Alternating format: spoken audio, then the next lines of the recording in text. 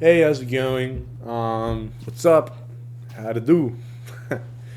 So today I just want to talk about one of my favorite books in the Bible, actually, that I really like. It's in the Old Testament, and I think this book really relates to me. And I feel like a lot of people in this time of their lives, where they're just they're going through a lot, or maybe even like young people like me in their 20s, like don't know what's going on and feel like everything's not going their way. And this book really kind of just appealed to me in a way, and it really helped me a lot. And so I just wanted to share, which so the Book of Job basically, right? So the Book of Job really wants us to focus on Job's suffering and how how kind of how random it is almost, right? It seems like so random, like because for example, Job honors God, he's righteous and he's a blameless man, and so when God decides to cast all the suffering on him, he's so confused. See, the question that I feel like this whole story plants into your brain is God just, or does he run the world according to justice? So, we're wondering while we read this whole story is why did God allow Job to suffer? And that's, I learned that that's not really answered throughout the whole story. Um, and it's also a question like, okay, how is Job suffering to be explained? And that's kind of what the whole book goes through. Is he talks to three of his friends that basically talk to him about why he's suffering, and they're kind of going back and forth about like why it is happening. See, Job argues that he's innocent, so his suffering is not a divine justice. And Job concludes that either God is not just or doesn't run the world according to justice. And, I noticed that also Job felt some sort of entitlement saying that he is a good person, therefore he deserved good things. And along the way, you realize, it's not our place to determine that, but God's. So his friends, Job, he's accused right now of sinning and that he did something wrong. And this is a whole argument that they're saying. They're like, well, you must have done something for God to punish you because God is just, God is good. And they're not wrong, but Job is wondering, okay, but it doesn't make sense because I didn't do anything wrong. It doesn't seem like there's any reason for me to even like go through any of this right now. And one of the guys, I think, I'm so bad pronouncing names of the Bible, but I think it's Elihu, Elihu. I'll probably, I don't know, maybe I'll write it up on the screen. But anyways, so he concludes that look, so God is just and runs the world according to justice, and also he also says that suffering may be something that maybe his suffering is something that he should be avoiding in the future, like it's to avoid future sin. I want to say because it builds his character kind of. So this is kind of what he says, and this is kind of just like taking both sides of what his friends have been saying, where it's like God is just and runs the world according to justice. But then he kind of also says, well, also, this could be just a warning to avoid any sin in the future. So later on, Job calls on to God, and he's like, I don't, he's basically freaking yelling, like, I don't get it. There's no reason for you to even be punishing me. Why are you doing this? And God responds that Job doesn't have a universal point.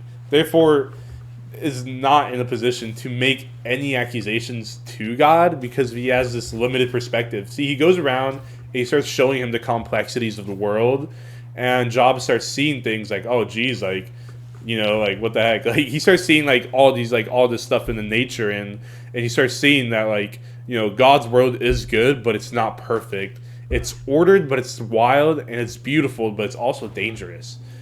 And so Job sees all this stuff, and throughout the whole thing, you're questioning, okay, so why is there suffering in the world?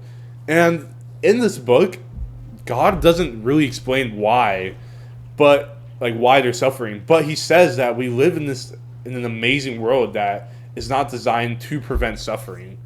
And it kind of helps, like it makes me think about it a lot because it's like, okay, well, it might not be the answer that I was like hoping to get, but it is an answer that it is a good answer overall. Like it is the best answer because it's like, like you don't know, like you can't just go ahead. For example, like I like to think of this as like you might be comparing your suffering with others. Let's say you're going through a tough time and then you're like, oh man, I'm going through a horrible time, like this sucks, and so you end up being rude to the cashier at Starbucks or whatever it may be. But then you don't realize that that cashier is also going through probably something worse. Maybe they lost family, they're homeless or whatever it could be. It could be something horrible, and you don't know how their life is going. You don't understand like how complex it can be. So it's kind of like this. I don't know, this is the way I see it, because God is saying this world is so complex. You don't understand. Like you don't understand why things are happening. Like I said like earlier, he says you don't like. Job doesn't have a universal point, therefore he's not in a position to make any accusations to God. And this is true. Like God knows everything, and Job doesn't. Like his perspective is so minimal compared to what God knows that it's like you can't really go ahead and start like, accuse God of not being just or fair when it's like, okay, but you don't know what he knows. You know what I mean?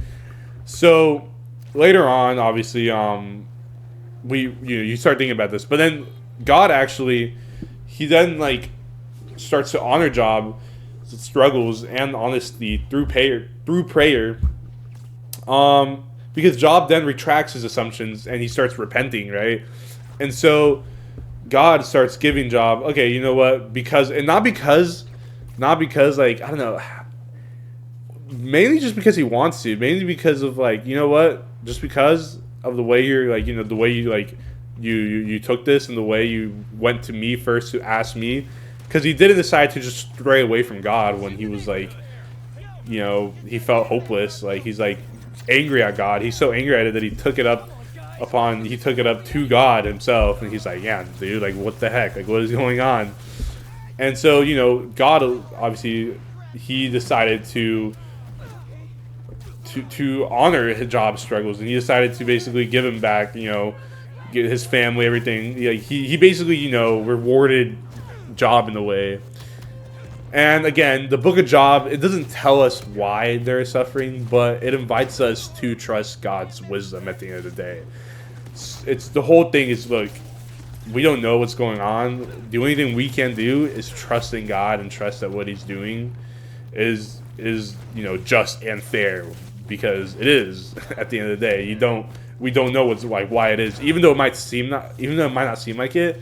It's so hard to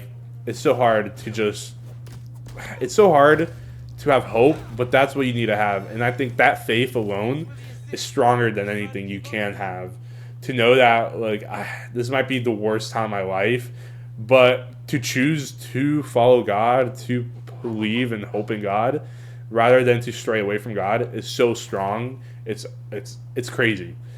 And so yeah, I mean, I don't know, there's some questions I remember asking myself when I was reading this. Like, for example, like, why were Job's friends that debated with him wrong in God's eyes, but Job was right?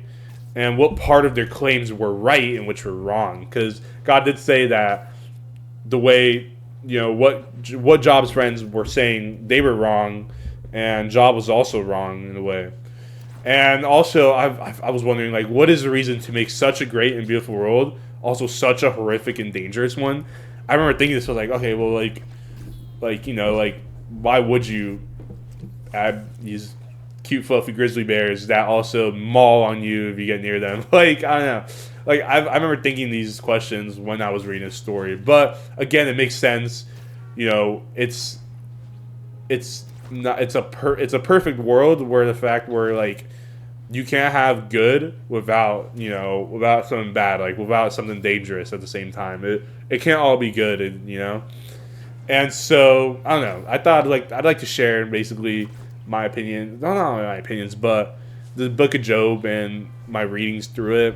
Honestly, I think you should read it for yourself and come up with your own thoughts about it, and also just kind of just understand it on your own. Again, it's not about my opinion on it.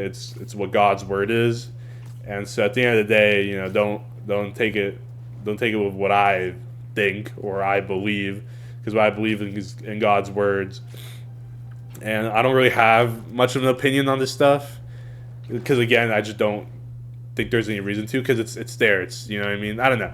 I'm just rambling at this point, but again, thank you for watching, and I hope you enjoyed this video. It's a little different from the others. There's no advice here. I mean, I guess there's some advice with, read this. But I think it's great. So, Book of Job, Old Testament. Go ahead and read it. Bye-bye.